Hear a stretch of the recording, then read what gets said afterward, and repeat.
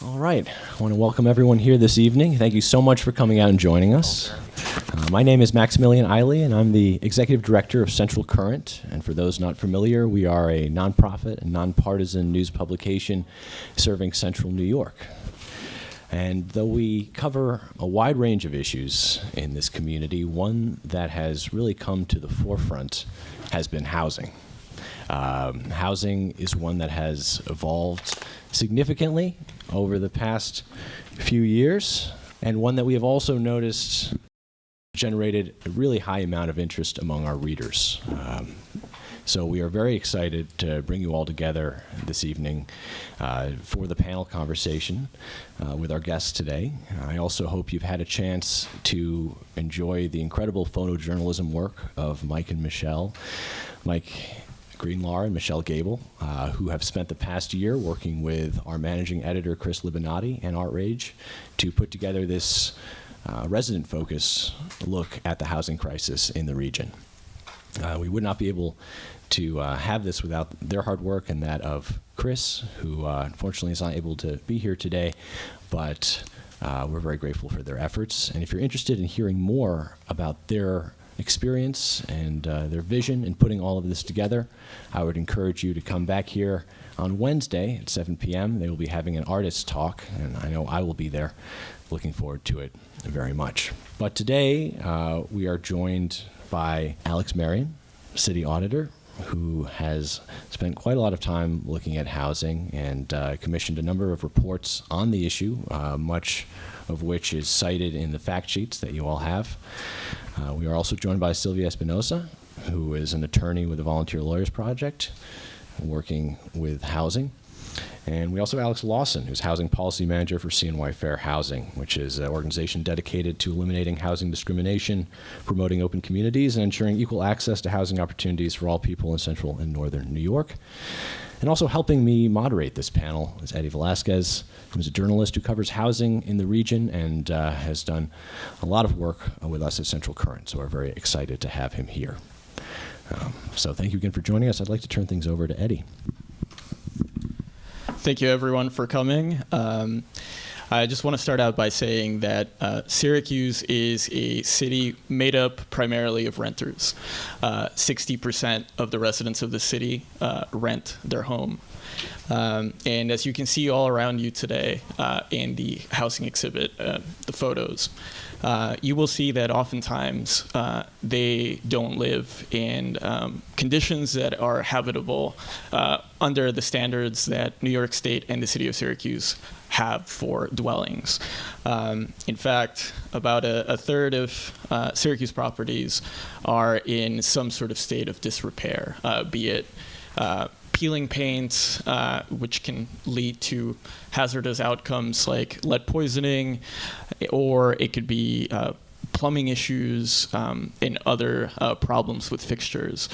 But yeah, further, renting in Syracuse can be a little difficult too, due to rent increases that have been just incrementally and steadily going on and on over the years, especially right after the pandemic. And just in this past year, this is a number that just came up very recently. The median rent for an apartment is now 17% higher than it was last February. And that is around $1,230. So that is kind of the numbers that we're working with. And when we're looking at the lack of safe housing and the lack of affordable housing, sources like the folks that make up the panel here today have told us that this leads to housing instability.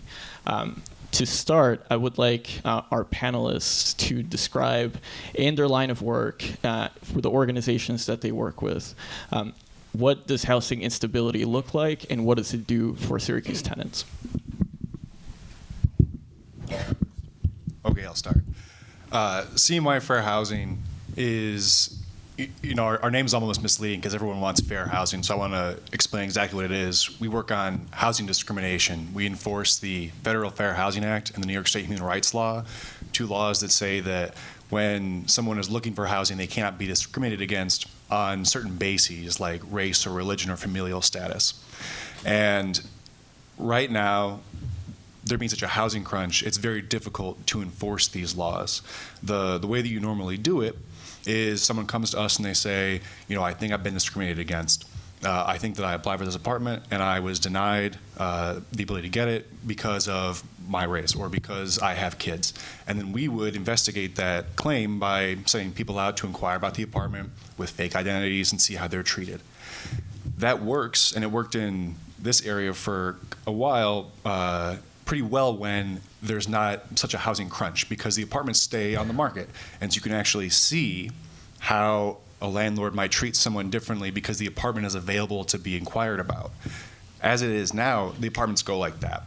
And it's extremely difficult to prove that an apartment was given to one person or another for one of these bases, because the landlord prefers not to rent to someone with a disability, or they prefer not to rent to someone who's using a Section 8 voucher.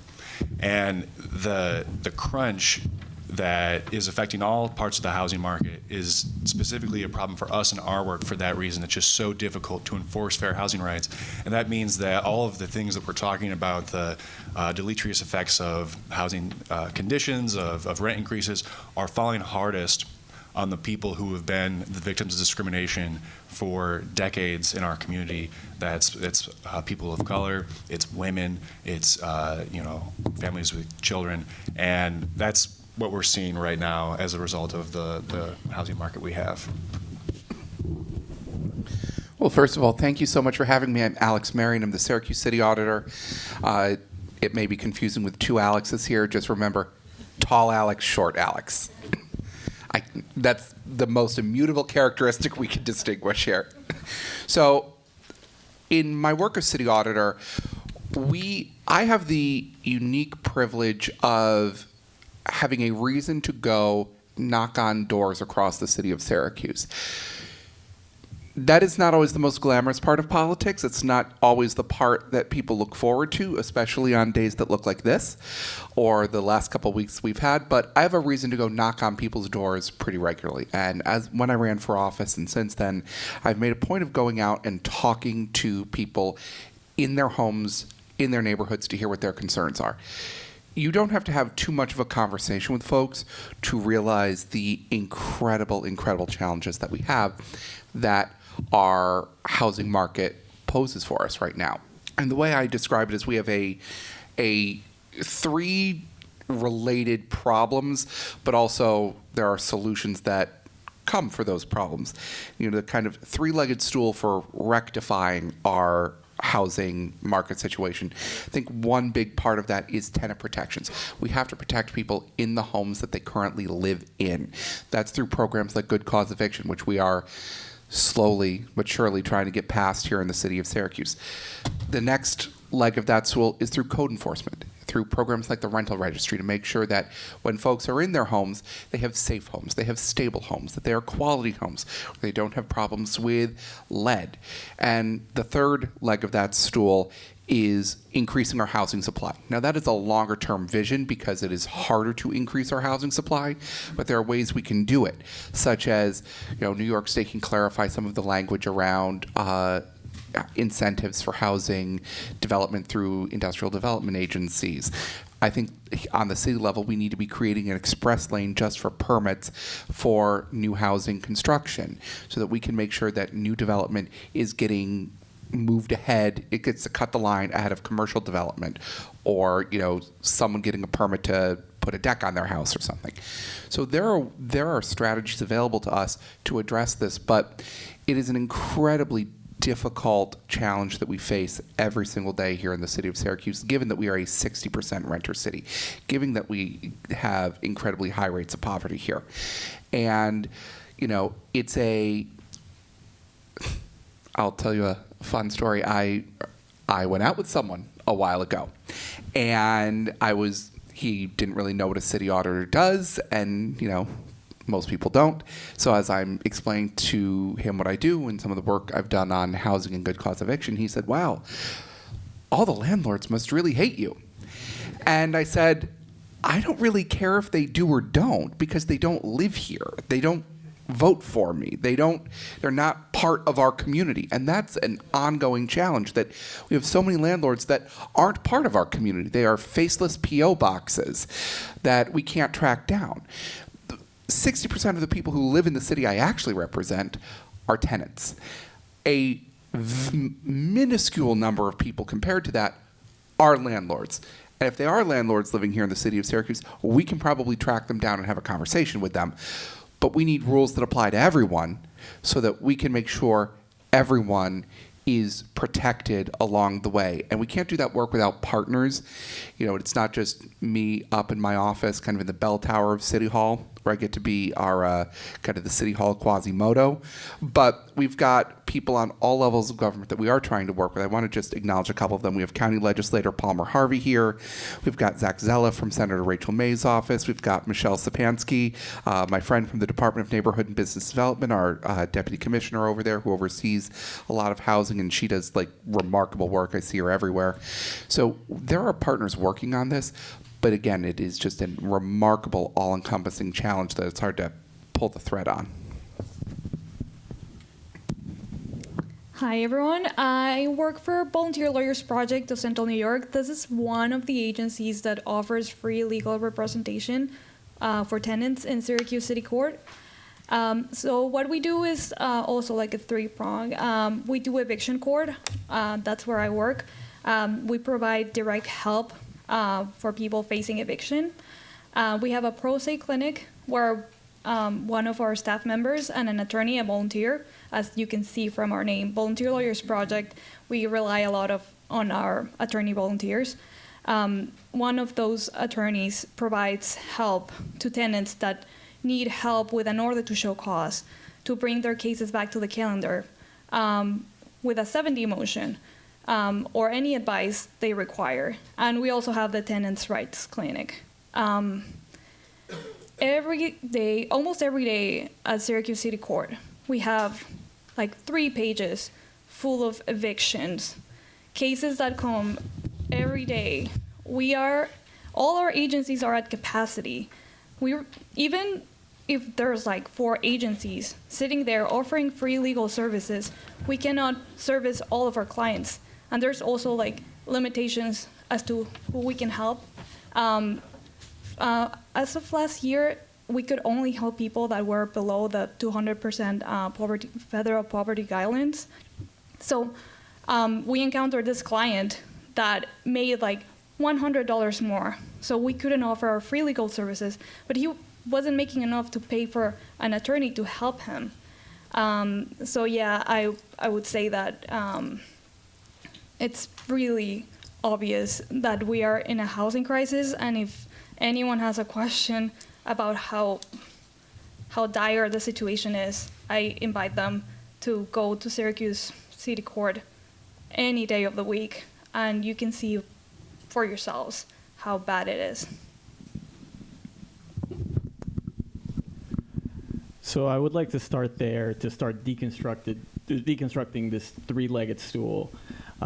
We have seen since the end of the pandemic and the end of pandemic era renters protections, the number of evictions continues to be in the thousands, and tenants are being evicted at a very high rates. Sylvia, how would good cause eviction, which is one of the measures that Alex mentioned, could help tenants avoid displacement? Oh my God, that's such a good question, and I have a story for all of you. So we had a client. He had been living in that townhouse for 37 years. He was there even before the new owners purchased the properties, and they decided to evict him. And under our current laws, if you've been living in a property for less than 1 year, they just need to give you a 30-day notice. 30-day notice, and that's assuming you don't have a lease, of course, like if you're in a month-to-month. And if you've been living there for 1 year to 3 years, they need to give you a 60-day notice. And if you've been living there for more than 3 years, they only need to give you a 90-day notice. So this person that has been living here for 37 years, that has made repairs to the house, that has kept this house in pristine condition, they can just kick him out with a 90-day notice. He needs to pack his whole life, and we're talking about a senior citizen that has mobility issues, and it's just heartbreaking. This good cause eviction law will put another step that would prevent people from being so easily displaced from the place they've been calling home for the past 37 years. And something that the landlords don't understand is it doesn't mean that they can stay there forever. The eviction can still happen. It's just they need to provide some sort of justification for it.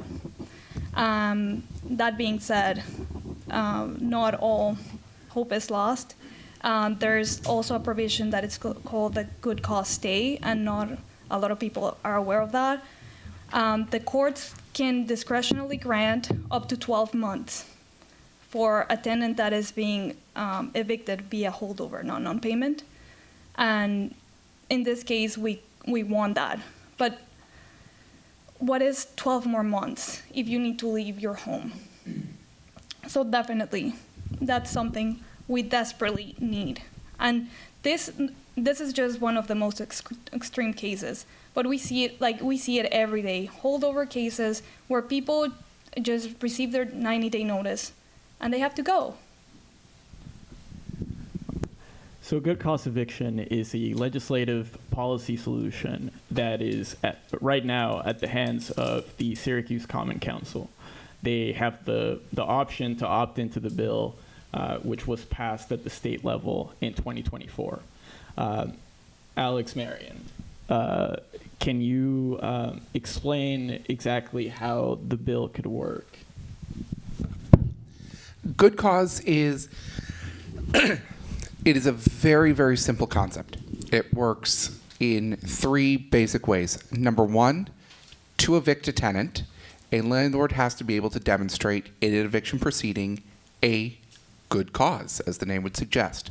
There is a whole list of reasons spelled out in the state legislation, such as criminal activity, non-payment of rent, all the reasons you think a landlord would want to evict a tenant.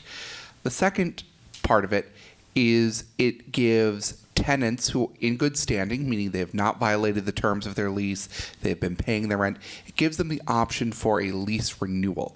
And the third portion of good cause is it puts a cap on rent increases. So as has been mentioned, Syracuse has one of the highest year-over-year rent increases in the entire country. I believe it was 22% going into last year. That's absurd. That is absolutely insane. And what you wind up seeing is landlords out there who say, hey, someone is charged, I have a tenant paying $1,000 a month. I can rent this for $1,500 or $1,700. I'm just going to evict this person because I know there's someone out there waiting for an apartment who can pay me $1,700 a month for it. And it winds up right now, because we have such a housing shortage and we need to increase our supply, when people get evicted, they're not going to another apartment. They are couch surfing, they're going to shelters, or they're out on the street. And as the city auditor, a lot of my time is spent trying to figure out the cost-benefit analysis. What saves the local government money? You know what saves the local government money? Not having to provide emergency services for people who are out on the street on a regular basis.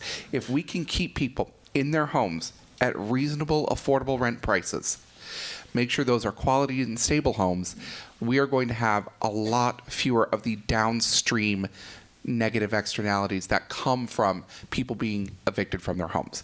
So that is roughly how good cause works. The city of Syracuse can make two choices about it.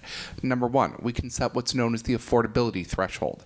So there's an exemption carved in for what are called like luxury apartments. So it's apartments that are a certain percentage above the area and median rent. And there's no one right answer for that. Most communities that have opted into it across New York State have set it at 300% or 345% of area median rent. So these are, in Syracuse, that'd be apartments renting for high 2,000s, low 3,000s a month. In the other thing we get to set, and this I think is the more important element to get right, is the unit threshold. So this looks at the total number of units across a landlord's portfolio. So if a landlord owns one single-family house, that is 1 unit. If they own a building with 6 units in it, that is 6 units. Where it gets complicated is most of the time, not always, but most of the time, landlords don't own their properties in their own name. They put them in limited liability corporations. So they put them in LLCs. And in theory, under good cause, in New York State's infinite wisdom, they said, okay, landlords will have to disclose the beneficial owners of the LLCs in leases and elsewhere in court proceedings. So a court can figure out who owns which LLCs to see if it would be a good cause eligible entity.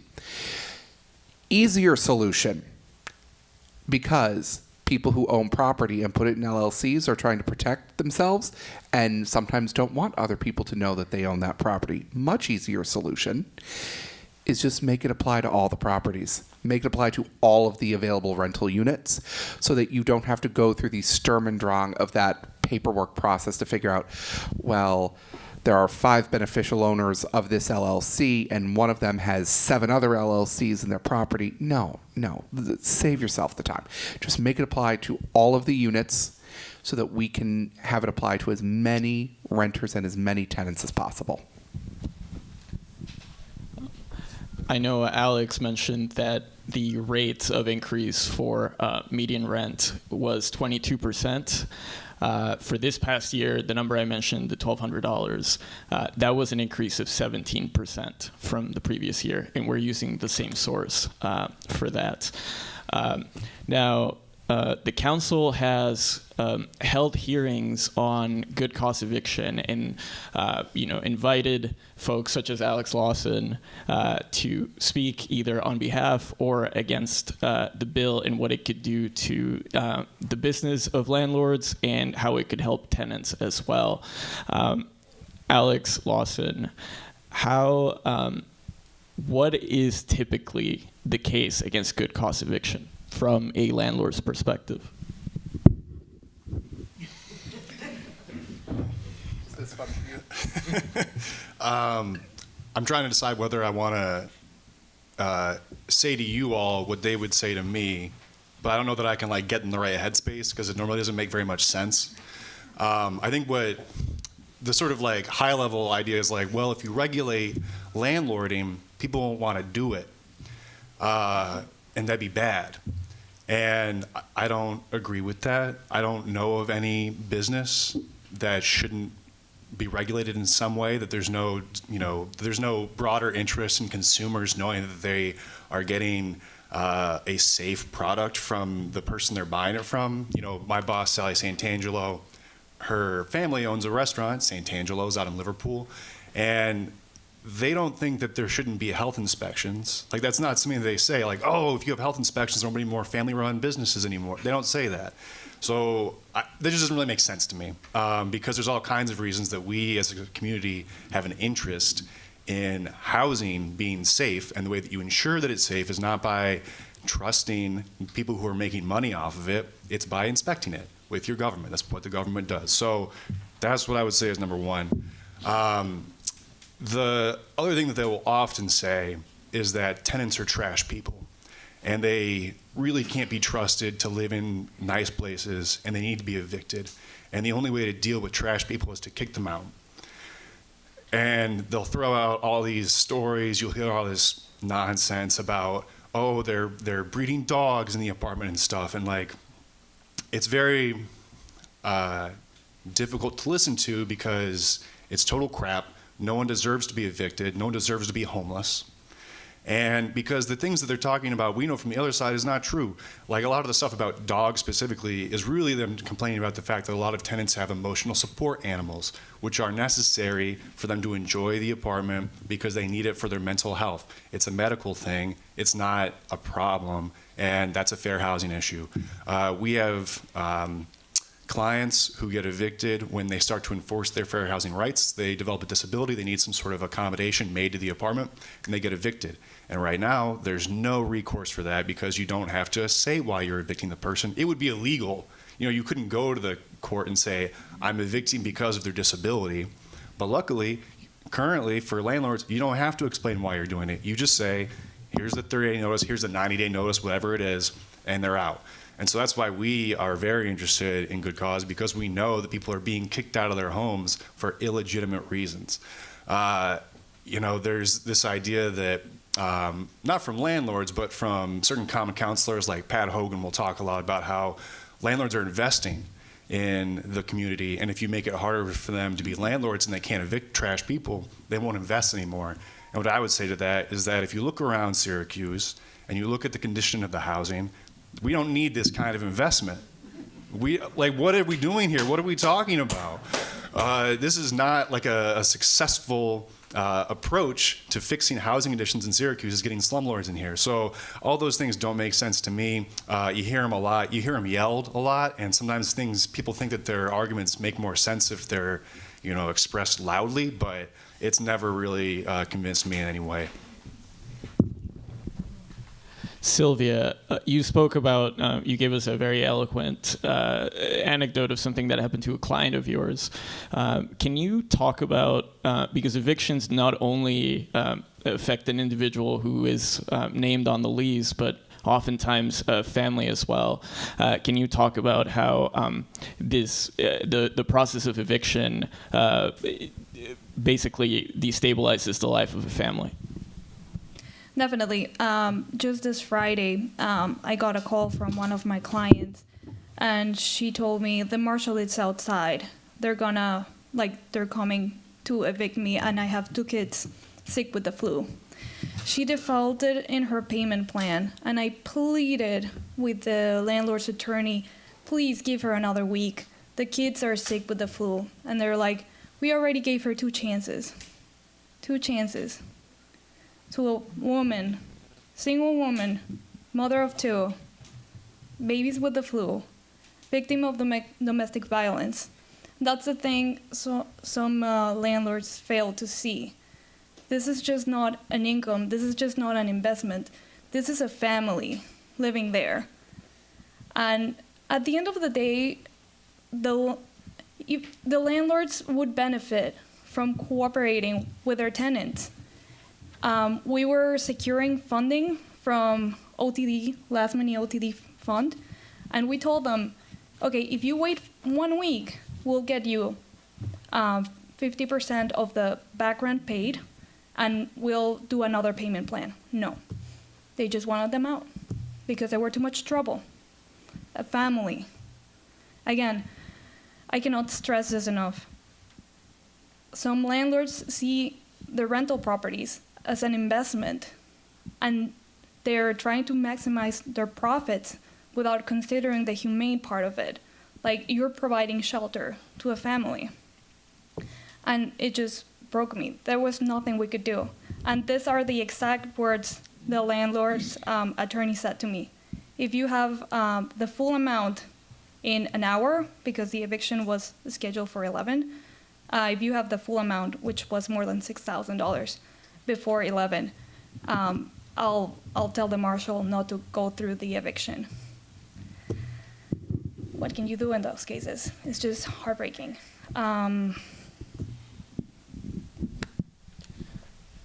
Alex Lawson, we operate in a housing market that, by definition, because it's a market, it's supposed to have options for renters who will just say, hey, if this is too expensive for me to be here, there is another option where I can go. But I want to ask you, do people in Syracuse have enough options for housing? No. We don't. There is a lot of housing in Syracuse. There's a lot of it is vacant, and you can also look around and see there's vacant buildings up and down this street, but they're not livable. They're not habitable buildings. The actual vacancy rate of, like, if you look at buildings that are for rent, that are not occupied, not already spoken for, it's something like 3% of units in the city. It's extremely low. It's well below what you would expect for our market sort of historically. And that's just the answer you get every time. It's where will I go? Where will they go? And the problems that, so many problems result from this. This was one of the main things with Skyline. We all remember Skyline started to fall apart a couple years ago. It was graphic, it was horrific. We all knew it was a huge issue, but there was not a whole lot you could do about it. The city couldn't do about it because the real hammer the city has is to declare a building unfit for habitation and say, we're going to take away your ability to make money off of it, landlord, by saying you can't rent it out. But it was like 300 units, and there was nowhere for the people living in that building to go. We couldn't afford to lose the units, and so people had to still live in there, and we were hoping that those landlords would do something about it, and never did. Well, eventually that building went offline anyway, and so did all the other buildings in that portfolio.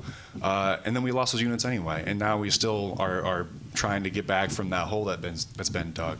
I mean, this is what we hear every single time anybody has to deal with losing their housing, is they don't know where to go. And it's not just that once you get evicted, you don't know where to go. It means that people will put up with conditions that are unacceptable in order to avoid putting themselves in the position to have to find new housing. They will accept code violations, that they won't report them. They will accept harassment from landlords and not do anything about it because they know that the alternative is losing that apartment, and they do not feel comfortable, they don't feel confident they will be able to find something else.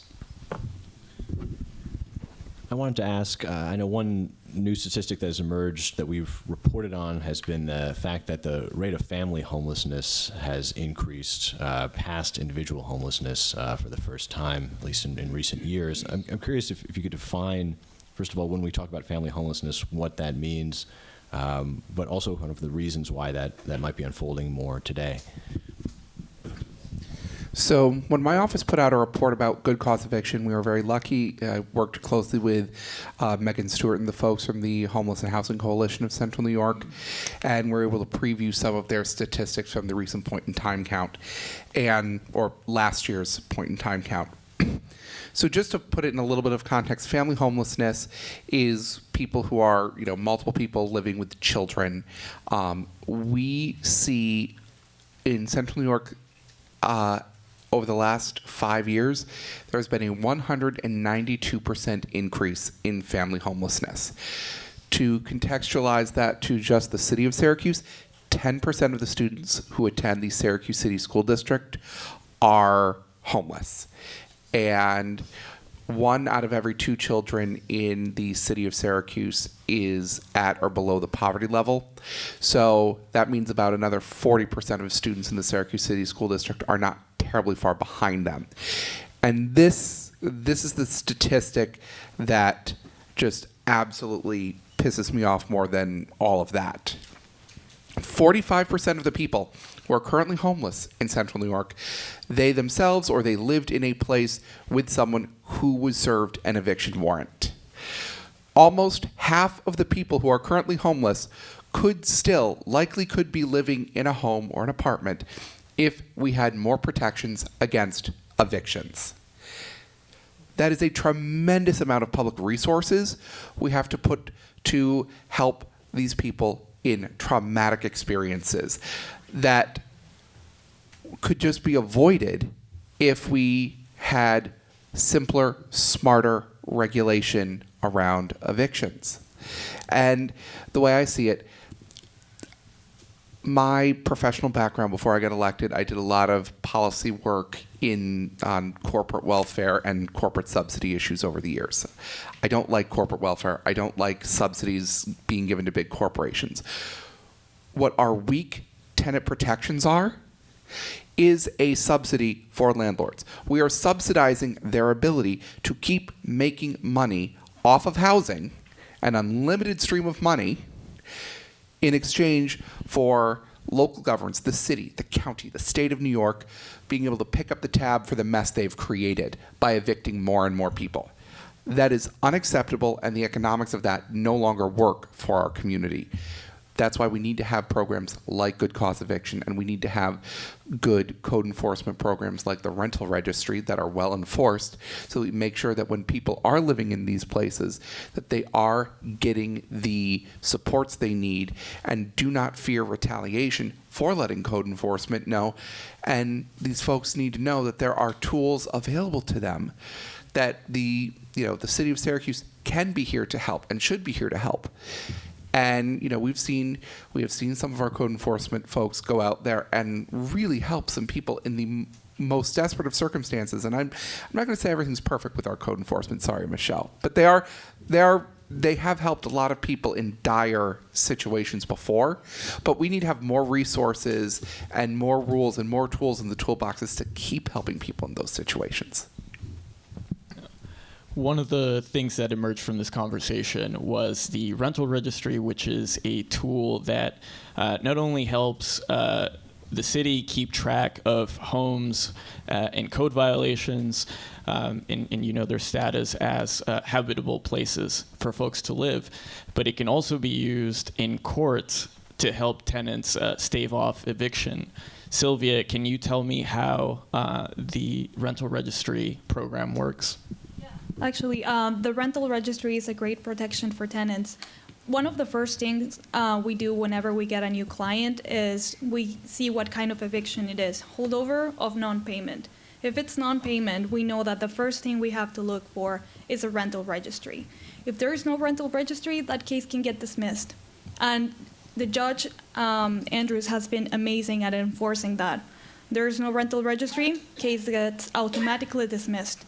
And if not dismissed, it gives us like a great leverage to negotiate favorable terms for the eviction of the client.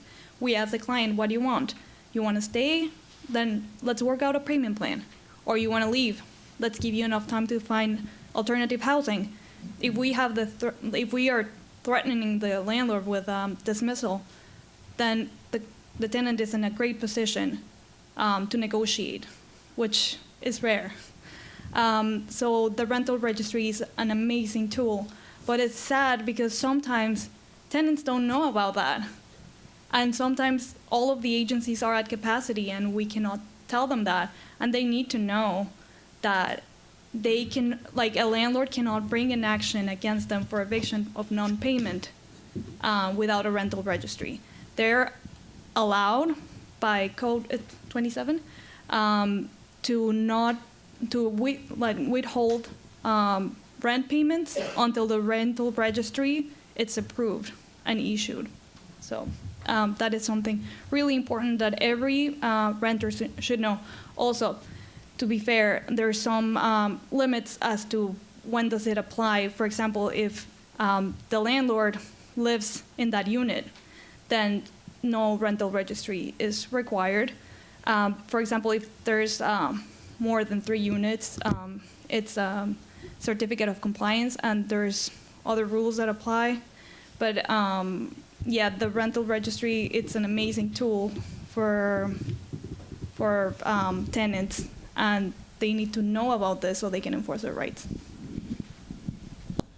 Alex, Marrion, you released a report on the effectiveness of the rental registry program and how it is currently enforced. Can you talk about what you found in your report and the potential solutions that you would recommend to the city to implement?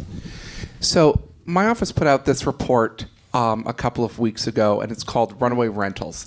It's about our rental registry program, and I'm a firm believer that the rental registry is a fantastic program when people use it.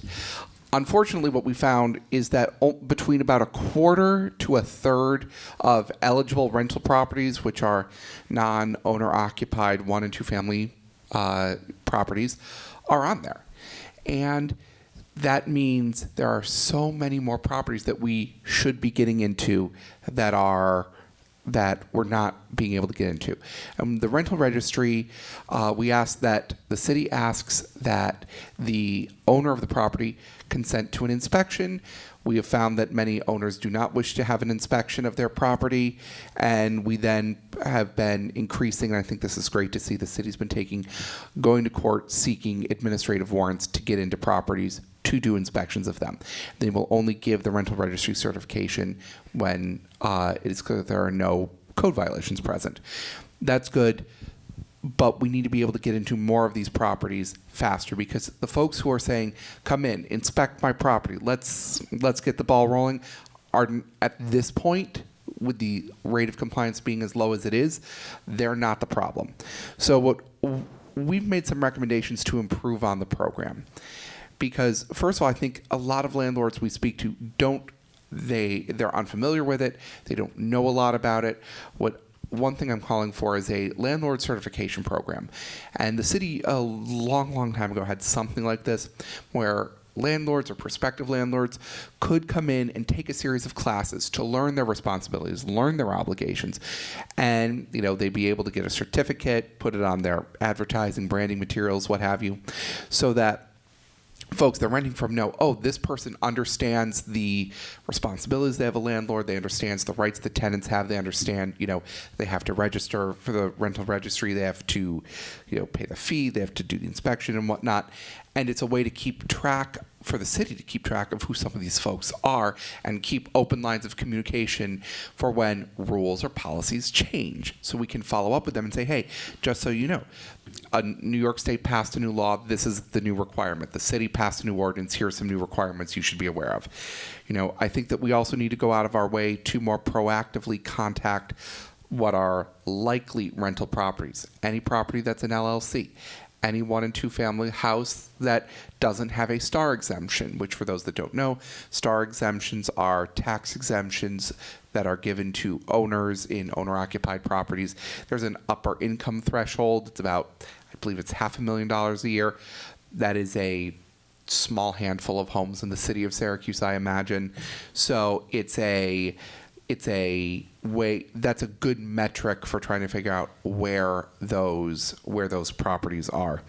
And I also want to see the inspection fee increased. The rental registry should be paying for itself, and right now it's not. The money that we are taking in from the rental registry, as well as other code enforcement programs, should be going directly into strengthening our code enforcement operations to make sure that more people have safe, quality places to live. And the fee is currently $150 every 3 years, with only a quarter of properties that are supposed to be on there paying it. It's not paying for itself. We need to make sure that code enforcement is a revenue generator for the city of Syracuse, so that money can go right back in to strengthening the resources we have to keep tenants in their apartments and their homes really safe.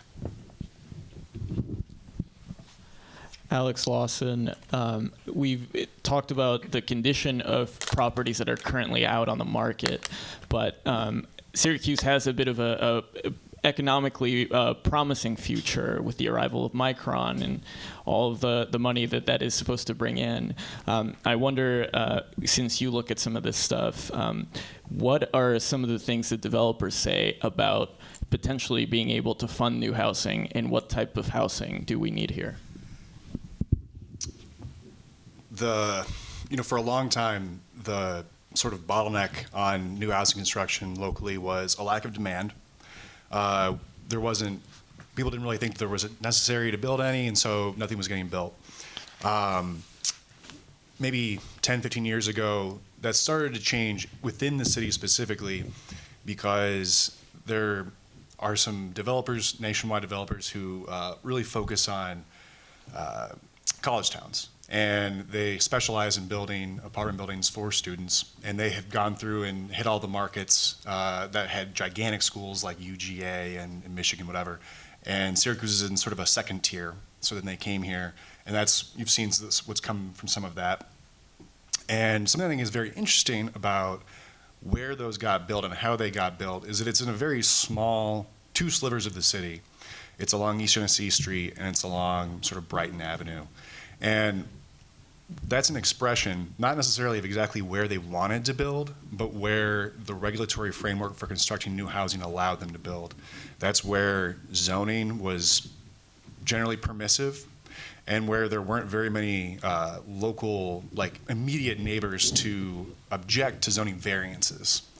And those spaces are being filled up pretty quickly. And you can look around other parts of the city where there had been attempts to build apartments in the same kind of style, the same reasoning behind it, like in Westcott. Westcott Remix was a project proposed in, like, I think 2017, 2018, shot down because of zoning and because immediate neighbors didn't like the idea of having a 3-story building. And zoning in general is a real problem for building at scale, because new construction doesn't look like old construction. The economics that made it possible to build a bunch of 2-family houses in 1912 don't exist anymore. We don't have the same kinds of construction firms, the same kinds of building codes, or the same kinds of building materials are available as much. Now it's these sort of larger buildings are mostly what's getting built if you want to build apartments that are going to be relatively cheaper. And so we need to have more of the city open for that kind of development.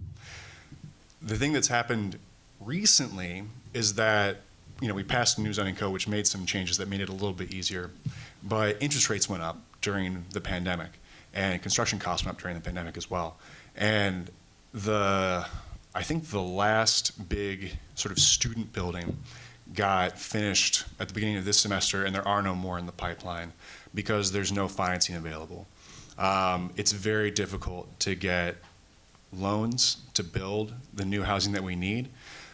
New housing in order to just provide more room for people, but also provide, buildings that are more accessible, that do not have lead paint, that have up-to-date fire protection. And we really need to be thinking about how we can finance it.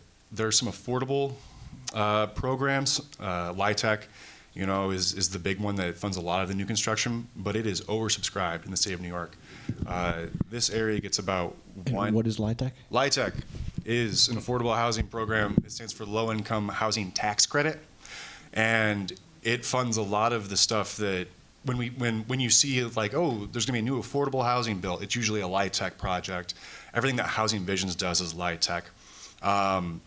The Syracuse Developmental Center project is supposed to be LIHTC, and developers will often announce they're going to do something, but then they have to apply for the credits, and there just aren't enough credits to build all the stuff that we've heard is going to be built. And so when you're thinking to yourself, like, well, what happened to that project? The answer is that it never got the funding. We really need to be thinking about more creative ways to fund new housing construction generally, and affordable housing construction specifically, which is why I'm very excited that in just the last couple of weeks, the Land Bank has been talking about this new model that they're investigating. They're calling it Invest Syracuse, and they have bonding authority, which would allow them to sort of create a fund that could provide construction loans for new multifamily housing on land they probably own, or the land the city already owns, to reduce some costs that way. And because it's a construction loan, that's where the real problem is right now. So you get the construction loan, you build the building, you pay the loan back, and so the land bank now has that money back within a couple of years. It's not like a 30-year mortgage. And then the building, because it's leased up, it can refinance and get going and everything. And then you can fund a new project and go pretty quickly. And this is something that's worked in a couple different places in the country. It's worked in Montgomery County, Maryland.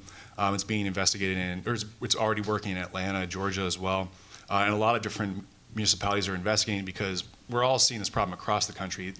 The Fed is the one who is making it difficult to get this financing for new housing construction. And so a lot of communities are trying different things, and this seems to be the thing that is sticking. So I'm very excited for it. I'm excited to see the Land Bank really moving on it, and I am hopeful that it will have a big impact.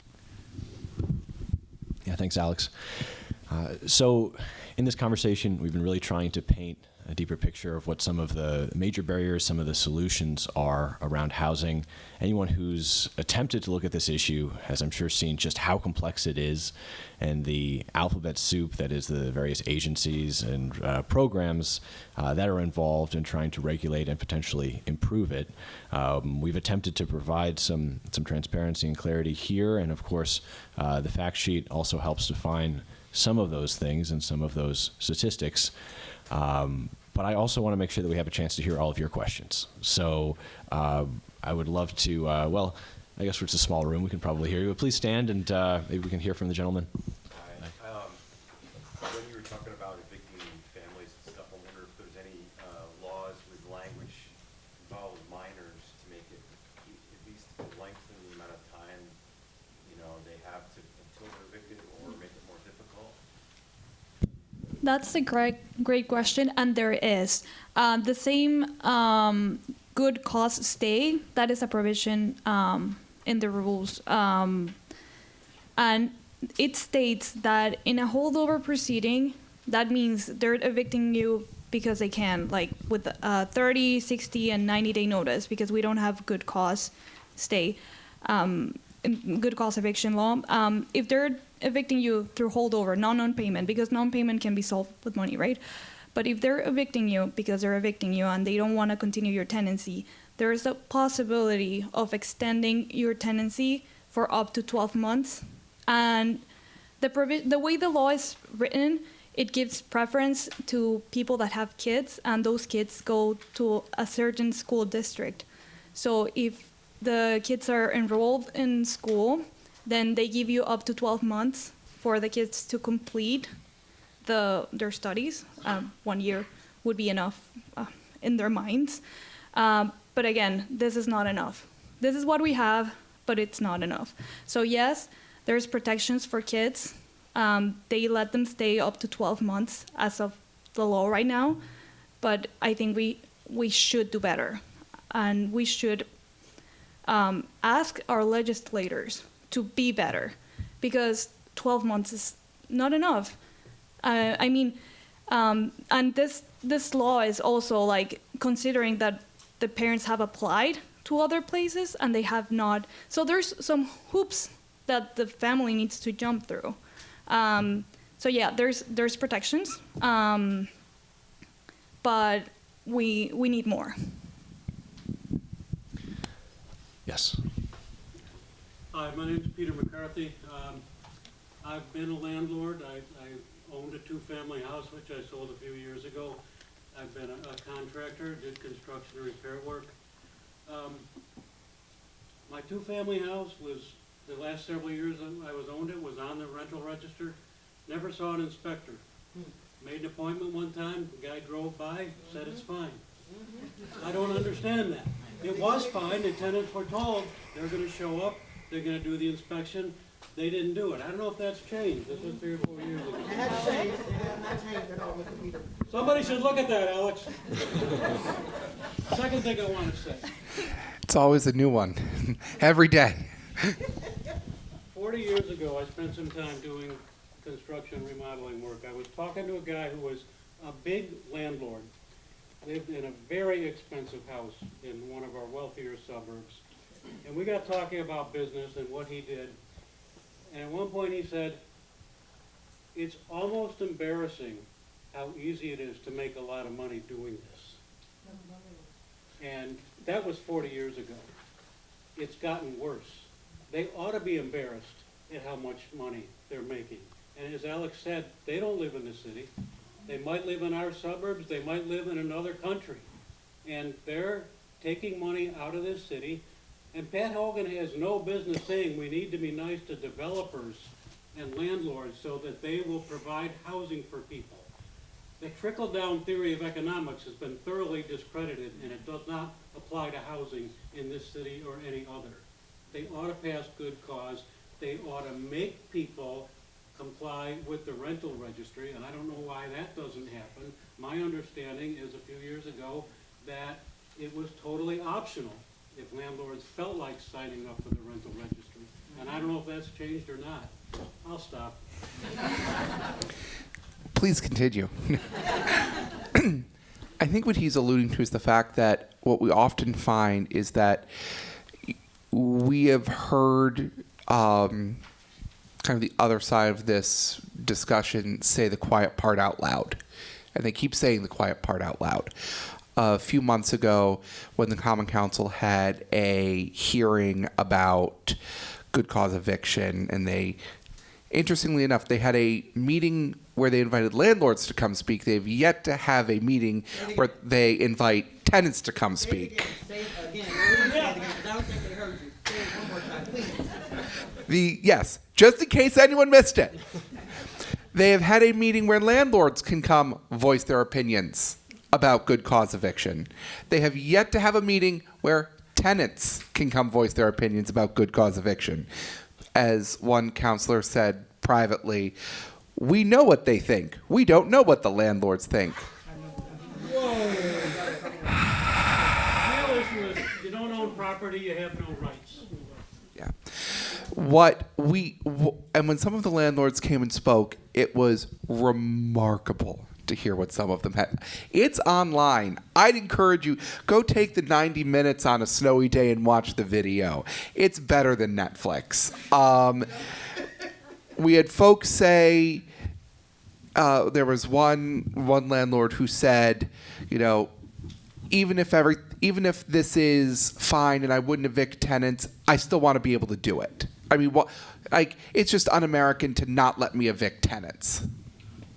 And then one of the later speakers went on to say he was, you know, how all the landlords now, because it's so hard to evict tenants, are charging their first month, last month's insecurity deposit, which, by the way, we outlawed in 2019 when I was working in the state legislature. So when someone pointed that out to him, he said, oh, didn't know that. None of us knew that. And then later on talked about how he and some of his fellow landlords were, if we passed good cause eviction, they wouldn't be renting to Section 8 tenants anymore because it wouldn't be worth it. Again, illegal. I'm giving both these people heartburns. If someone has some Tums to pass around, that'd be great. But we keep hearing the quiet part out loud. And what I think that we have realized, and I think a reason why we need to pass good cause as well as other tenant protections, is because we know that problematic behavior, discrimination against tenants is built into the model. That is a feature. That is not a bug. That is how this works. And without guardrails to keep tenants in place to help people stay in their homes, you are going to see this extraction of wealth, this massive extraction of wealth from city communities out to the suburbs, out to who the hell knows where. But we are going to keep seeing that extraction of wealth that keeps people and their families unstable. It is destabilizing our neighborhoods. And as Alex said, like, look around some of our neighborhoods. That's not the investment we need. And I frequently hear from folks in, you know, parts of the city, it is, we need to incent, we can't make it too hard for folks to invest. We need to make it easier for folks to invest. People are invested in our neighborhoods. No, they're not.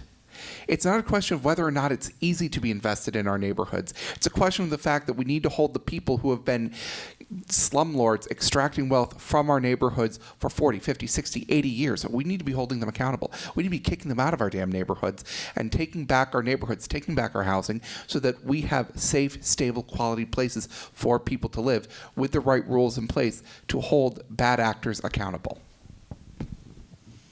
And by the way, I just want to say that we need more rules to hold the bad actors accountable, but until then, we have Darlene, who will let everyone know. Thanks, Alex. We've been seeing all of the multi-story housing being built in the university area, East Tennessee Street, so forth, up on Brighton. Can someone explain the mechanism of that? I'm assuming that those are out-of-town companies, out-of-town owners. Who gets the money, and what happens to the people who have been living, say, on East Tennessee Street, in the houses that are torn down to build those structures? I'll take that one. I mean, this is what I was alluding to before. A lot of them were built without tearing down any houses. It was really the most recent one that didn't end up getting built that required tearing down houses. And the reason that they went there is that they made it the acquisition of the land a lot cheaper. You know, I'm gonna temper something that Alex just said, which is that the other side of wanting investment is that those buildings cost money to put up, like the wood and the concrete and the wages for the electricians and the plumbers that build it. Those all cost money. And this is a poor town. We're not getting, like, if we all in this room had the money to fix the housing, we would do it. It is a good thing that someone from somewhere else is pouring money in to build something. That's different from just straight landlording, where you're not adding anything, you're just owning and then extracting. The building is, I think, a good thing. And it's a positive thing that someone is seeing value in the community and saying, oh, this is a place where it will be worth my while as a developer to construct something that will be new housing, quality housing. The problem is that when you let it just be a pure market thing, they're going to serve the top of the market first, because that's where they're going to get the highest rents. And for a lot of reasons, students particularly end up paying a lot more. They're comfortable paying more for rent. You know, they have student loans, which help them pay for their housing. And as expensive as those apartments are, they're a lot cheaper than room and board. So they seem like good deals to those kids. Students also evict themselves, at least after 4 years, which landlords really appreciate. And so that's a lot of the reasons that some landlords specialize in students. We need to figure out how to make sure that not just our students getting brand new quality housing, but that much more of the community is getting brand new quality housing. And being multi-story is, I think, good. I think we need more population in the city. We need more density in the city. It's how you promote walkability and get more businesses. That's how you get transit to work. And so I don't see those buildings and say, this is something we should be keeping out. I see those buildings and say, how do we get this good thing for more of the community? Do they employ local companies or subcontractors, or they bring their own? Yeah, one of the big things that the Urban Jobs Task Force, one of their huge victories in the last few years, is that if you get a pilot agreement from SIDA, you have to commit to using local labor for a part of the building. And then they also, have to manage the building going on afterwards, and that's obviously going to be local people managing because they have to be based locally. So there is a benefit to the local economy from that construction. Yeah, structurally, the city has the low-income people, and the county has the money. They run subsidies. We're in the middle of a vanity project known as the aquarium. It's going to cost $100 million. That'd be real good for housing. The aquarium is going to lose $9 million a year, and Ryan's going to make sure that gets plugged. And yet the county has the Department of Social Services, which is responsible for poor people. So the county has that responsibility, but doesn't have the housing responsibility. They pay a shelter allowance for people on welfare, which couldn't get you a rent anywhere in the world, that whole thing. So I'm wondering, how is there an angle somehow to penetrate that? Micron's going to be built in the suburbs. It's going to be a huge explosion of tax monies out there, that the city ain't going to get a lot richer from Micron. That basically the county's going to get a lot richer. We may get some improvement, but we're not going to get any huge improvement. How, is there any thought given to how to approach the county? I mean, we've got, what is it? The worst child poverty rate in the nation. Mm-hmm. And here's Micron saying they want to be the leader. They want to have a wonderful community, and you have Ryan McMahon saying, sure, we're gonna have a $100 million aquarium for you. Isn't that wonderful? And maybe the poor kids could go there once a year. They're related, and so I'm saying, can we join forces anywhere? Can the media? You guys have said almost nothing about the aquarium. It's a shame. It's an absolute shame that the media has been silent on the aquarium. They pick a little here, pick a little there. They don't look at what the operating budget is. I mean, the media's fallen down completely. Okay, have I said enough? I think the best way to make the county care about the city and deal with housing on a more holistic level is just elect different people who actually give a shit about it. Yep. And also, if I may add something, the Department of Social Services does help in the eviction in the sense that they provide up to 6 months of back rent assistance. Not saying that's enough, but I'm just saying that it has helped a lot of my clients to stay housed. Whenever we're like, that is also something important that I'm just sharing with all of you. There's the doctrine of latches, which means that landlords cannot collect more than 6 months of back rent. So if a landlord shows up, which they normally do, with trying to collect more than 6 months of back rent, we apply the doctrines of latches. And then this tenant can go to DSS and get back rent assistance for up to 6 months, which allows them to keep them housed. So DSS does help. And it's shocking the amount of times my clients don't know that this help is available to them. So that goes to show that we need to teach our tenants to enforce their rights.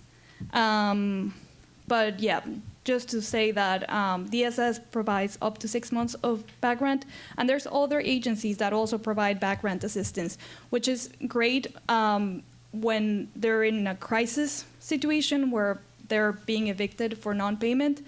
But again, it's not the solution. But there's help out there. Yes. I just want to add, New York State regulates, I don't work for the county, but New York State regulates how much She's too good. you're able to pay for rent on behalf of folks who receive temporary assistance. So the rate, the state has not raised that rate in 23 years. So the county can't pay. What we need to do is tell our elected officials at the state level that shelter allowance has to be increased. No one can live on what the county is able to pay. It's not the county's decision. So just as an FYI, I mean, it's really, the county doesn't decide that, the state does.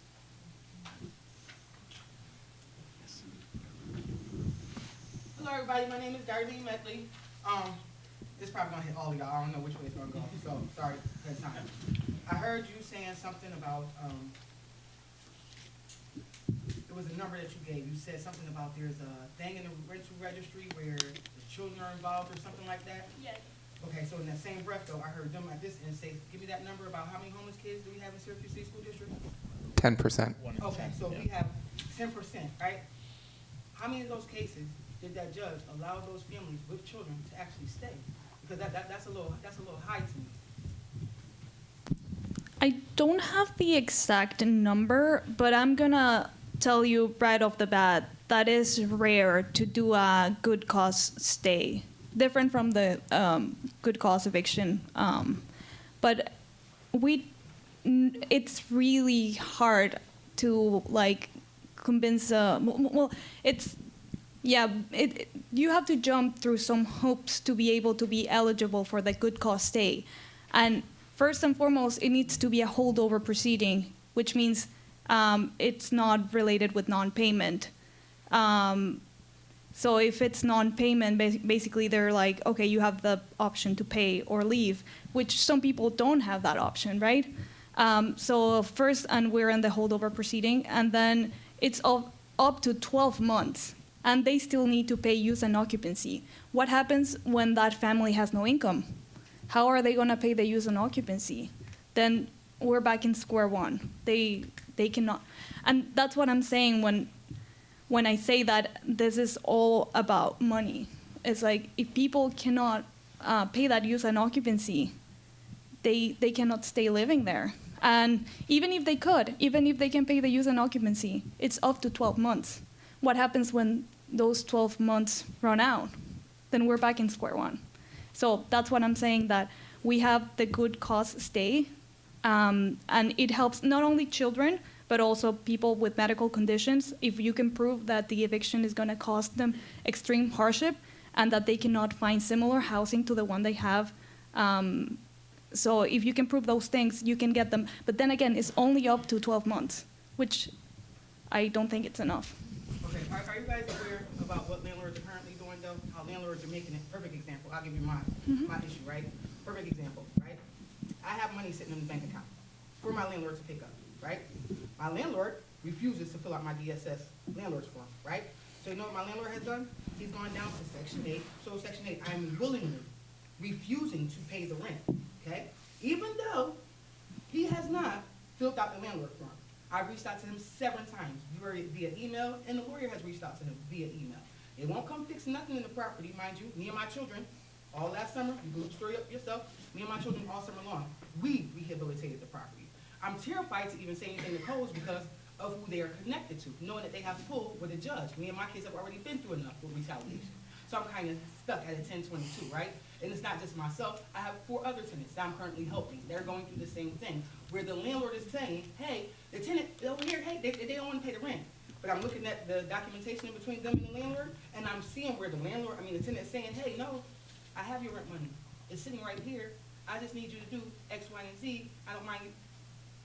But then we get dragged into court. We're dragged into court, and automatically, you're a bad tenant. You didn't do X, Y, and Z. This is the perfect landlord, and you're out. And so now you and your family are back at square one. And then you're put in a hotel. You're either put in a shelter, right? And then when you do try and find somebody someplace properly, working with different places, they don't take into account, right? A lot of Syracuse, I don't know if y'all notice it, is gang affiliated. So to tell a mother with boys, just move on Midland. Just move on Butternut. This is what you're being told by certain entities. They're supposed to be protecting the tenants. It's the first thing that come out their mouth. Oh, there's new housing on Midland. Just move on Midland and Colvin. Oh, there's new housing on Butternut. Just move on Butternut. It's gang affiliated. So you want me to take my children, who I'm trying to raise, right, to be good members of society, and put them in this environment where only thing that they're going to see, because nothing is being done in the community, no resources, no nothing. So we're going to put all these communities, all these children and stuff in these communities and hope that they're going to make it out. That's what we're doing. And then, look, I'm still looking at this. We have higher lead than Flint, Michigan, right? Think about it. Let's do the math. 600 families a year, lead poisoning. That means 600 vouchers given away to 600 different families, Section 8 vouchers. Heard y'all say something about landlords don't like to rent to tenants that get Section 8 vouchers. So, again, I'm confused on what are we doing, what's the real solution, and where are all the people from what is this, the place up here on James Street, Valentine Gardens, St. Vincent, where do all them people go?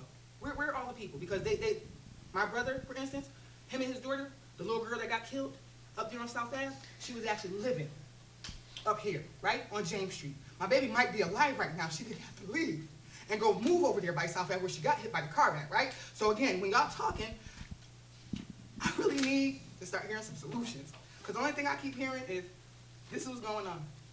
We know what's going on. We see it every single day. It's time for us to get to solutions. What are our solutions? Because we're about to misplace a whole nother group of people all over again. They have no clue where they're going, families, elders. So I really need to understand what our solution is. And I think this just might fall on you a little bit because you're the only person from the city, so I do apologize. But that's where it is. It's okay. And please, let's give her a round of applause. Darlene is one of my favorite constituents, and let me tell you why. Because every time she says something, there is some very remarkable wisdom inside of it. And I don't know if everyone is always listening to hear it, but I always hear it. And I think, Darlene, you are uniquely good at being able to identify a problem that the root causes of which have not been identified. I think that one of the challenges we have in the broader housing issues that we have across the city is that we do not do a good job as a city. We try very hard to say, okay, let's make more units for people, or let's find places for people to go. We don't always find the appropriate places for people to go. We can't just say, let's put person from in this situation into a new place to live, because it's not always a one-for-one situation. It's not always that simple. You know, I've had this conversation a couple times in recent weeks about SHA relocating some of their folks, and it's you can't take someone, you can't take grandma out of Pioneer Homes and just put her over in James Geddes just because it's a one-bedroom to a one-bedroom apartment. Grandma might not drive. Grandma's doctor might be located near Pioneer Homes. She might walk there. The bus route she takes might be over there. And I think, and I don't want to say that there's like one entity responsible for this, that, or the other. I think this has been building for a long time, is that we just don't do a good job finding always the right housing for people. We can sometimes find housing for people. We don't always find the right housing for people that they need or that's appropriate to their situations.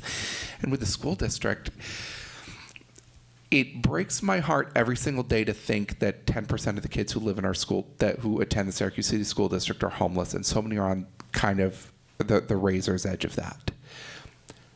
The fact that we are talking every day about what do we do to help them? What do we do to help them? We can talk all day long about what do we do to help them, but we're basically putting Band-Aids on a cancer patient. We are not solving the root causes of the issue. One of the root causes of the issue, we need to have good cause eviction so that people can stay in their homes. When people can stay in their homes, they have more stability in their lives. When they have more stability in their lives, they can go regularly to their doctor's appointments. They can go regularly to the same school and not transfer schools as often. When we have more stability in people's lives, we are able, and I'm not saying it is easy to do this. I have a couple copies of the reports here. There's not a magic plan. I've got some data, but I don't have the magic plan. But we need to do a better job giving people stability in their lives. When people have a stable place to live, when they have access to regular, and I'm going to say it, when people have access to free health care, they are going to have more stability in their lives. When people have access to transportation, to get from their homes to school, to jobs, to professional development opportunities, they have more stable lives. I think that the undercurrent of a lot of this is the foundation of giving people stable lives isn't there. We have not done a good job of that in the city of Syracuse. And if we are able to provide people with that stronger foundation for a stable life, we will see better outcomes. It's hard. It's expensive. It's very expensive to do some of these things.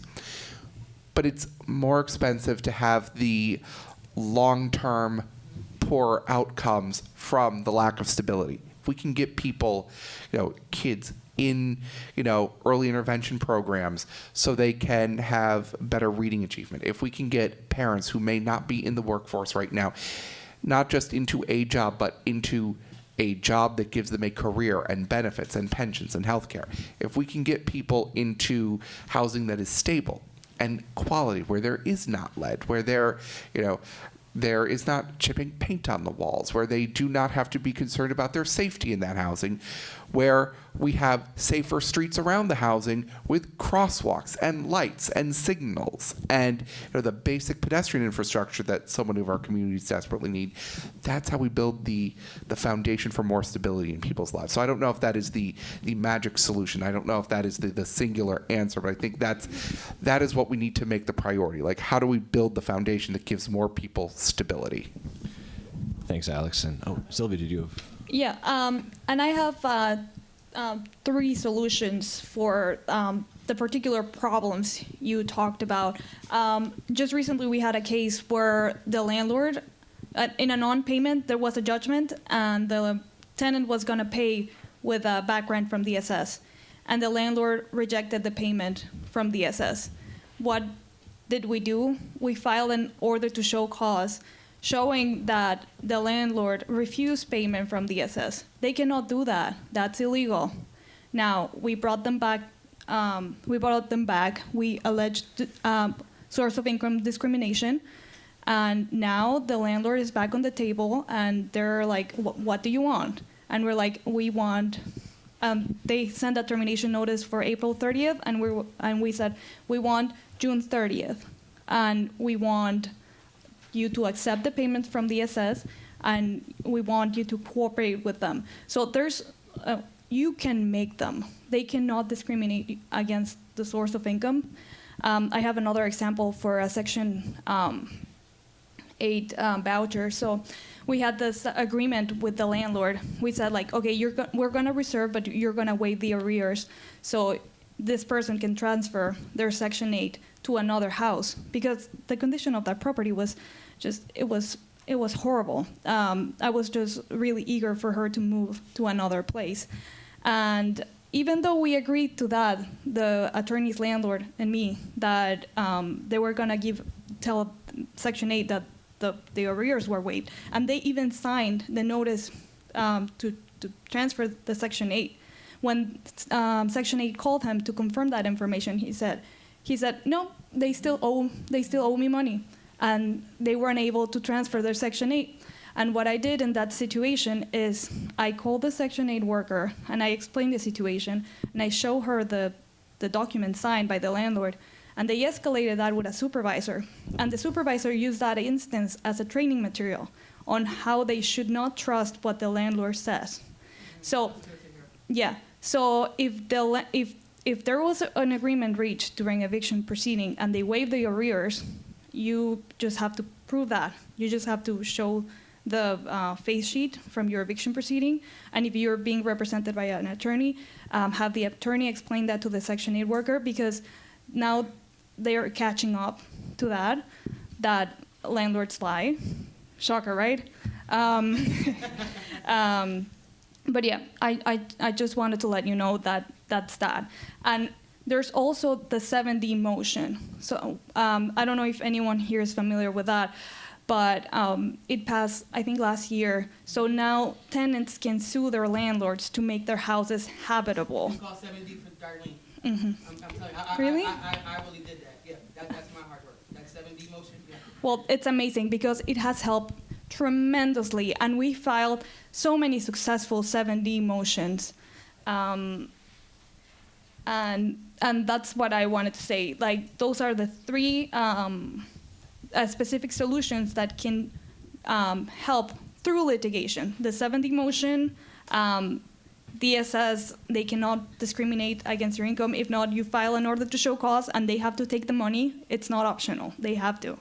And then Section 8, just escalate the case, just escalate to the supervisor of your caseworker, and have your attorney or you explain what happened, and it should be taken care of. In all those three instances, we got a successful outcome for our clients. Sorry. No, thank you, Sylvia and Alex and Darlene. I'm looking at my watch, and we are coming up on the hour, so I want to make sure I'm respectful of your time and get you out of here as scheduled. But thank you so much for joining us. We will be doing much more housing coverage and also hosting more events, so please follow along at centralcurrent.org.